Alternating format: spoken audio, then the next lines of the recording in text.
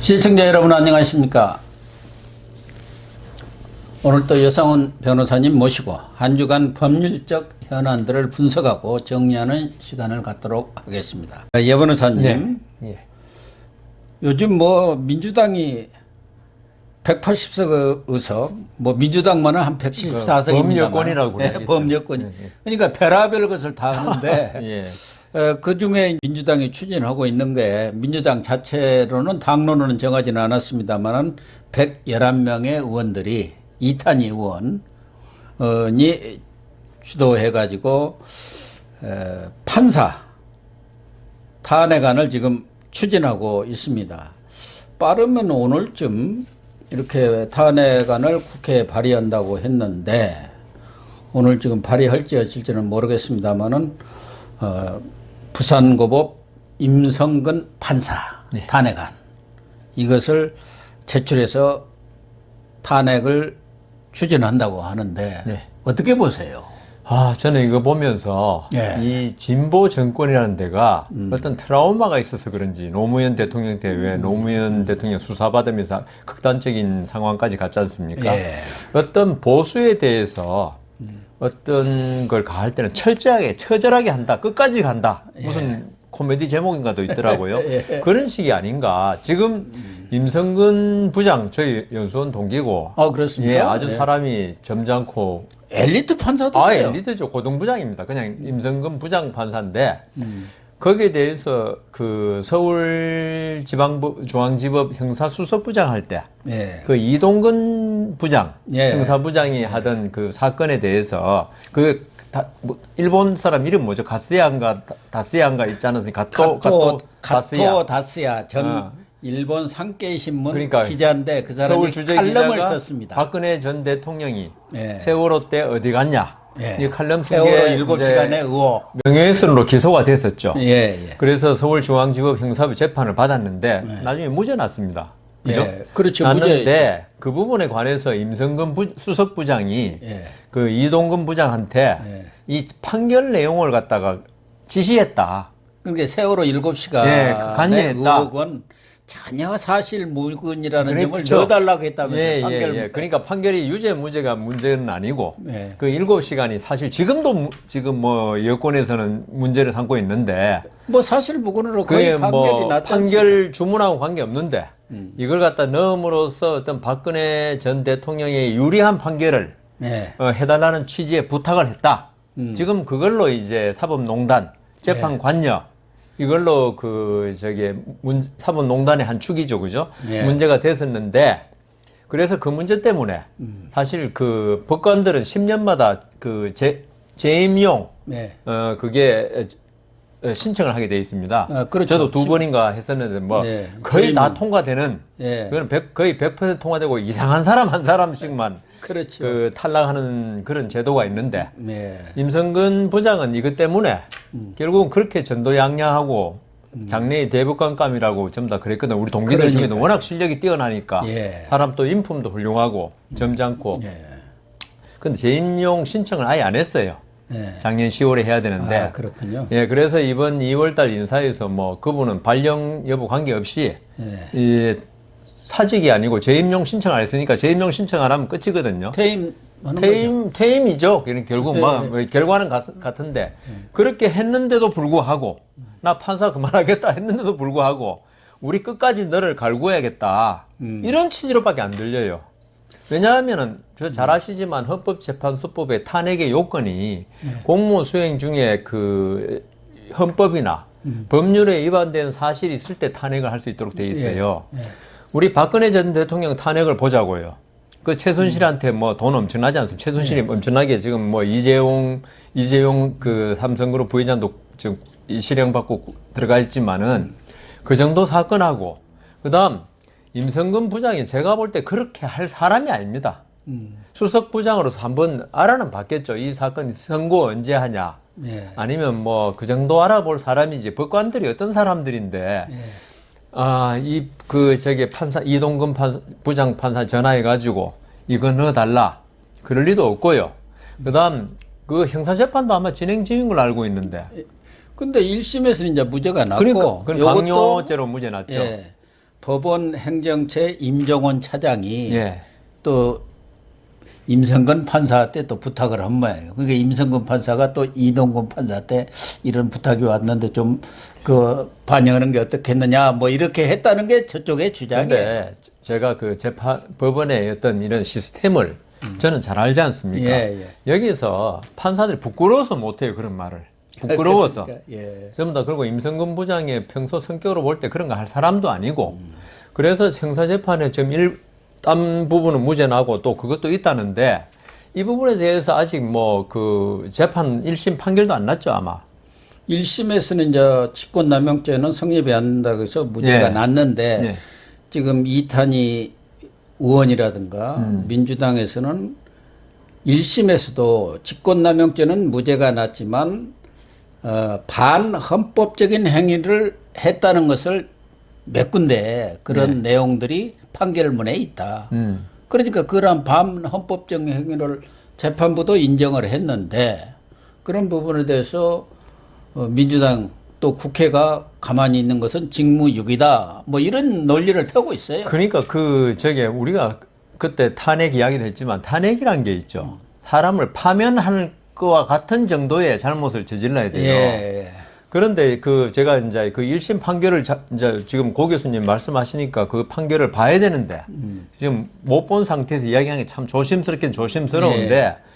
그렇다 하더라도 제가 이 네 가지 이 사법농단 재판 거의 다 무죄가 나고 있지 않습니까, 지금? 예. 나고 있고 그다음 그게 유죄로 확정된 것도 아닙니다. 그러니까 지금 그 민주당에서 주장하는 판결 곳곳에 반헌법적인 뭐가 있다고 그러잖아요. 정신이 있다는 거예요. 정신을 위반했다. 그러니까 그런 어떤 우리가 제형 법정주의라 그러잖아요. 예. 제형 법정주의라는 건 사람을 갖다가 칭찬할 때는 헌법에 없어도 칭찬해도 되지만 사람에게 어떤 불이익을 가할 때는 특히 상대방이 지금 차관급인 고등부장인 판사에게 불이익을 가할 때는 있죠.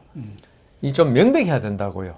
그냥 그럴 것이다라는 걸로 하면은 지금 우리 공소처 이야기 때도 한참 했지만은 예. 판사 검사들이 일을 못할 거라고요. 아니 이 정부 들어서 반헌법적인 그런 헌법에 어긋나는 그런 일들을 지금 뭐 밥 먹듯이 하고 자기들은 있잖아. 밥 먹듯이 하고 있죠. 네. 근데 그런 게 반헌법적이라는 게 그게 한쪽의 시각이지. 예. 상대방의 시각이 볼 때는 전혀 그렇지 않다는 거예요. 지금 제가 그러니까. 고 교수님하고 TV에서 많이 이야기했지만은 예. 이 사람들이 말하는 거 있죠. 이건 정의를 자기들이 전부 독점하고 있고 자기들만이 정의를 다 차지하고 있다. 그러니까 상대방은 전부 다 부정이다 하는 건데요. 이런 헌법 정신에 반한다 이런 거는 있죠. 어떤 지금 탄핵의 근거가 된 거 아닙니까? 그게 결국. 그 어떤 중대한 법관에게 사형 선고와 같은 처벌을 가하는 데 있죠. 이걸 정신이 그런 뭐 감이 있다 이걸로 한다면은 그 모든 국민들이 있죠. 우리 이웃 사람이 도둑질한 것 같은 느낌이 든다. 이걸로 절도죄로 처벌받아야 돼요. 그러니까요. 예, 이탄희 판사의 주장대로 한다면은 이탄희 의원이죠 지금은. 그렇기 때문에 이런 걸 갖다가 우리 조자룡 흠칼 쓰듯이 한다 그러는데 탄핵이란 제도 물론 있고 이때까지 탄핵이라는 게 대법원장 상대로 한 2번 정도. 지금 딱 2번 있더라고요. 예, 유태영 대법원장 한 번은 대법관을 상대로 해서 한 번 탄핵이 있었는데. 그러니까 지금 둘 다 대법관이에요. 그죠? 대법관 아니면 대법원장. 예. 이 정도면 이거는 이 국가의 어떤 전체적인 질서를 정하는 대법원장이기 때문에 그 정도로 탄핵이라는 게 중대한 거 아닙니까? 거기에 썼던 걸 가지고 이걸 결국은 이걸 이렇게 왜 일반 판사한테 그것도 이제 곧 그만둘 판사한테까지 쓰느냐 이거는 결국 사법부 말 잘 들어 우리 말 잘 들어 그 경고를 보내는 거예요. 앞으로 지금 저는 걱정되는 게 저기 행정법원에 이번에 윤석열 총장 직무 집행 정지하고 징계 그거 했던 판사한테도 탄핵 또 소리 안 나올 수 없어요. 대개문들이 또 청와대 게시판 있지 않습니까? 청원 거기에 탄핵하자고 그럴지 몰라요. 그러면 또 일부 문재인 대통령을 지지하는 의원들 그렇죠. 그 사람도 탄핵을 또 낼 수 있어요. 물론 되든 안 되든 지금 미국에서 트럼프가 있죠. 1월 20일 날 전임됐지 않습니까? 이제 전임 대통령이 됐음에도 지금 탄핵 절차가 진행 중인데 공화당 의원 중에 5명만, 상원 의원 5명만 찬성을 했어요. 예. 탄핵에. 예. 나머지 45명이 이거는 헌법에 안 맞다고 그랬어요. 왜냐하면 이거는 이미 전직이기 때문에. 예. 그렇다면 지금 임성근 부장이 있죠. 2월 아마 다음 그 2월에 뭐 2월 8일 예. 그 달력이 없네. 2월 8일인가 하여튼 2월 10일 근간에 예. 그만둬요. 그러면 국회에서 의결하고 헌법재판소 가면요. 이미 포멀 그렇죠. 전 판사가 되는 거예요. 그걸 지금 더불어민주당의 이탄희 의원이 모르고 탄핵 지금 하겠습니까? 절차 진행하겠습니까? 다 아는 거죠. 그러니까 헌법 저기도 법에도 보면 있죠.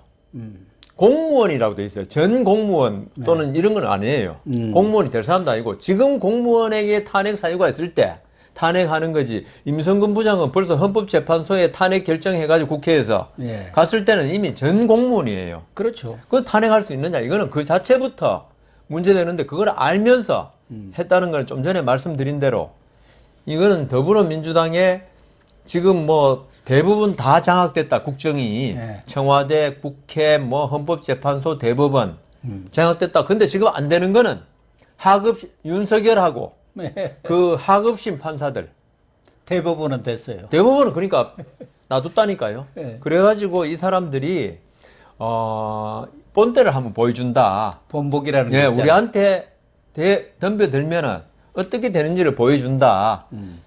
그런 데서 출발한 거라서 그 동기가 너무 좀 순수하지 않다. 이런 생각이 듭니다.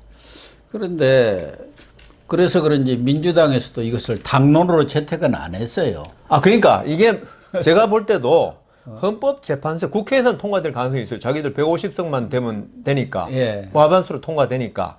되는데 이게 헌법재판소에서 있죠. 제가 볼 때 그때까지 뭐 형사재판 이거 지금 1심 났다 그랬지만 이걸로 볼 때 탄핵이란 거 아까 제가 그랬잖아요. 최순실 정도 개입돼야지 탄핵이 되는 거지. 그것도 그 탄핵에 대해서도 불만이 가진 사람이 많은데 지금 임성근 부장이 한 행위 지금 그 판결 내용을 지시한 거 전혀 확정이 안 됐어요. 이런 거 가지고 탄핵 헌법재판소가 아무리 지금 이쪽으로 기울어졌다 하지만은 그 탄핵 결정이 나올 리 없는데 그렇게 나올 때 만일 당론으로 이게 그 탄핵을 추진했다 이럴 때 더불어민주당이 그걸 덮어서기 싫다는 거죠. 그건 의원들 개개인이 한 행위지 우리 그 더불어민주당은 거기에 대해서 오불과는 문재인 대통령이 하는 그 지금 있잖아요. 오불과는 아니고 역풍이 혹시 불까 봐서 누가 봐도 이건 말이 좀 말이 안 되니까 의원들끼리 그러나 이 판사들 혼을 내줄 수 있고 내줘야겠다 그런 생각이 있는 거 아닙니까? 최근에 여러 판결들이 지금 말하자면 이 문정권으로 입장에서 보면은 불리한 판결들이 계속 나서 김경수, 뭐 윤석열, 또 정경심 이번에 최강욱까지. 그러니까 이거 손을 봐줘야지. 놔뒀다가는 이게 자꾸 내년 대선도 있고 보선도 있는데 이제 임기 말로 갈수록 더 힘은 빠지는데. 또 그것도 있잖아요. 박원순 그 시장 그 사건에 관해서 그 판결에 맞아요. 쭉 나왔잖아요. 성추행했다고 다른 데서는 검찰이나 경찰도 안 했는데 그 판결에 딱 확인됐다고 해버렸잖아요. 그 서울시청 비서관 판결이 나와 있죠. 그러니까 결과적으로 보면은 이 정권이 최근에 판결에 대해서 상당히 못마땅해가지고 잘 됐다 이런 때 본때를 좀 보여줘야 한다 그런 거 아닌가? 근데 그러니까 너무 어떤 그 집권당이든 아니든 간에 어떤 생각이라든가 판단의 기준은 법과 원칙과 정의의 기준에 맞느냐 해야 하는데 우리 편한테 유리하냐 저 편한테 유리하냐 아니면 저 사람이 우리 편이냐 아니냐 이게 지금 판단의 기준 아닙니까? 그러니까 추미애 장관 때 전 장관이죠. 그랬고 이 법치주의 제가 이야기 많이 할 때 이게 법치주의라는 게 법대로 한다고 법치주의가 아닙니다. 법에 맞더라도 그게 어떤 집행을 하는 게 법의 정신에 맞아야지. 헌법의 정신에. 법에 탄핵 헌법재판소법에 물론 있죠. 그러면 그 뭐 아무나 다 할 수 있어야죠. 그러면은 그 보수 정권일 때 그 당시 진보들 야권 다 할 수 있지 않습니까? 그렇지만 이 법에 있는 제도라고 해가지고 그게 법의 정신에 안 맞으면은 이거는 그거는 오히려 직권 남용인 거예요. 이게 위법이고. 그래서 안 하는 건데 이 지금 더불어민주당 정권 하에서는 법원 집행하는 건 외양은 갖췄는데 전부 다 법의 정신에 안 맞는 겁니다, 이게. 그게 법의 정신에 안 맞게 계속 이런 걸 갖다 던지니까 국민들이 승복을 못 하는 거예요. 국민들이나 누구나 양심을 가진 사람이 볼 때, 저거는, 법을 충실히 집행하는 거고 법의 정신에 맞게 하는구나 이런 느낌을 가질 때 어떤 대통령에 대한 존경, 그다음 더불어민주당에 대한 지지가 자꾸 생기는 거지 대깨문이 아니더라도 지금 하는 거는 추미애 장관 때부터 그랬어요. 수사지휘권 물론 법에 있죠.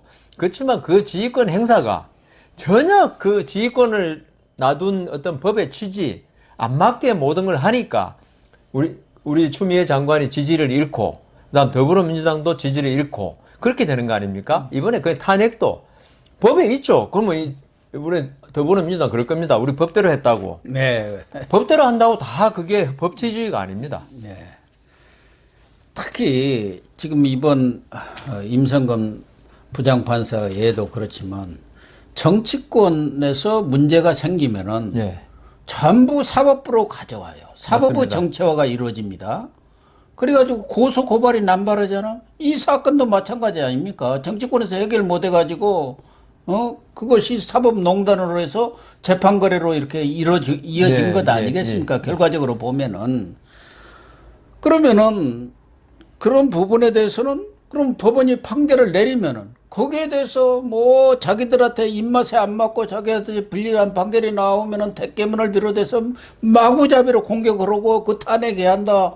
또 청와대 청원 게시판에다가 뭐 파면까지 이야기도 나오지 않습니까? 그런 상황이 지금 잘못된 거예요. 우리 국민들의 인식도 그렇고 정치권도 왜 모든 것을 자기들이 정치권에서 해결해야 할 사안을 사법부다 똥볼 던져놓고 나중에 사법부만 동네북을 만드느냐 이게 저는 문제인 거예요. 그러니까 저는 청와대 게시판 그 운영하는 거기도 명백히 지침을 그다음 정책을 가지고 해야지 어떤 대통령이 할 권한 범위 내에서 어떤 청원을 받고 이래야지. 지금은 청와대 청원 게시판이 완전 무슨 불만을 갖다가 그게 쏟아놓는 쓰레기통이 돼버렸어요. 그러면 그 청와대 게시판조차도 어떤 권위라든가 거기에 한번 올라가면 아주 뭐 천금보다 더 중요한 무게를 가지고 그걸 대통령이 보고 뭐 처리해야 되는데 이거는 별 희한한 청원이 다 올라가거든요. 그러니까 청와대 청원 게시판은 지금 이 정권을 지지하는 사람이 놀이터가 돼버렸어요. 그래서 그거는 이 정권을 위해서도 옳지 않고 그렇다. 제발 좀 대깨문의 정치적인 어떤 희화화의 장소 이런 게 돼서는 안 되겠다는 생각이 듭니다. 어쨌든 이번 사건을 보면은 사법부 길들이기를 해야겠다고 작심을 해가지고 특히 이탄희 의원 같은 경우는 판사 출신인데 앞장을 섰는데 전에도 뭐 여러 차례 여 변호사님께서 말씀했지만 독재국가에서 제일 먼저 하는 게 검찰과 사법부 장악인데 검찰을 장악하려고 1년 내 1년이 아니죠. 조국, 추미애 한 1년 잇따라 되네. 타자를 내보냈는데 완전히 패장들이 돼갖고 물러나 버렸어요. 그래서 지금 장악이 안 됐어요. 그러다 보니까 이제 사법부라도 손에 넣어야겠다 이런 생각들인 것 같은데 판사들은 이런 걸 보면서 열받을 것 같아요. 판사들 지금 이런 경우가 우리 고 교수님 잘 아시지만 칼로 흥한 자는 칼로 망하고 그런다고 말로 흥한 자 말로 망하잖아요. 그래서 이 지금 여권이 워낙 174석 법여권 한 180석 정도 가지고 있고 청와대 가지고 있고 헌법재판소 대법원을 장악하고 있으니까 우리가 어떤 일을 행하더라도 괜찮을 것이다 하는데 이게 점점 부메랑이 돼서 돌아오고 있다는 느낌을 많이 받거든요. 아까 좀 전에 말씀한 판사들 있죠. 제일 기분 나빠하는 게 이겁니다. 어떤 자기 판결에 대해서 판결의 내용을 가지고 비판하는 건 좋다 이거죠. 그런데 어떤 판사 개인의 어떤 이력이라든가 성향에 대해서 네가 그런 성향이기 때문에 이런 판결을 내렸지 않느냐. 이거는 판사들이 가장 불쾌하게 생각하는 거고요. 그래서 지금 정권이 뭐 힘을 가지고 있으니까 지금은 큰 문제가 발생 안 하겠죠. 그렇지만 이게 결국은 현 정권을 향해서 부메랑이 될 가능성도 있다. 그래서 그 어떤 제가 항상 주장하지만 권력은 절제할 때 그 권위가 서는 법이다. 권력이 있다고 그걸 마구 휘두르면은 그 권위가 떨어지면 권력의 권위가 떨어지면 있죠. 우리가 지금 정권도 힘이 있고 조폭도 힘이 있습니다. 조폭도 시장 상인한테는 힘이 있어요. 네, 그렇지만 조폭 힘 있죠. 예, 조폭은 절제가 안 되잖아요. 자기 힘에 대한. 그렇기 때문에 그 아주 멸시를 받고 정권은 권력이라는 거, 국가 권력이라는 거는 그게 올바르게 행사되고 어떤 도덕적 힘을 가질 때 존경을 받는 거지. 그게 국가 권력도 이 도덕적 힘을 잃어버리면 이것도 마찬가지로 경멸을 받습니다. 물론 총칼을 있고 경찰이 있고 하니까 국민들이 바로 대들지는 못하지만 그보다도 있죠. 마음속으로 어떤 멸시를 받을 때. 그럼요. 그거는 이제 정권이 몰락해가는 그거거든요. 그래서 저는 이 지금 더불어민주당이 작년 4월 그 총선 이후에 그런 현상이 아주 두드러졌는데 예. 제발 그 권력 행사에 지금 아까 말한 법관 탄핵도 마찬가지입니다. 어떤 도덕심을 좀 가져줬으면 좋겠어요. 예. 도덕심을 잃은 권력의 행사는 그거는 조폭과 똑같은 것이다. 그래서 저는 뭐 이번에 111명이 탄핵안 발의에 예, 이렇게 했죠. 서명을 했는데 이제 151명이 되지 않겠습니까? 네, 네. 최적 과반 예, 예. 순위가 300명의 과반이니까. 민주당에도 또 양심 있는 의원들도 많이 있고 이건 또 비밀 투표거든요. 공개 투표가 아니지 않습니까? 인사사항이니까. 네. 그리고 민주당 내에도 말은 못하지만 그 명분으로 그렇게 밀고 가니까 이렇게 해갖고 사법부한테 우리가 휘둘려서야 되겠느냐 하니까 말들은 못하는데 이건 시기적으로도 부적절하고 정치적으로 지금 곧 4월 재보선 있는데 이런 거 탄핵하고 그러면은 국민들 입장에서는 권력을 말씀하신 대로 남용한다.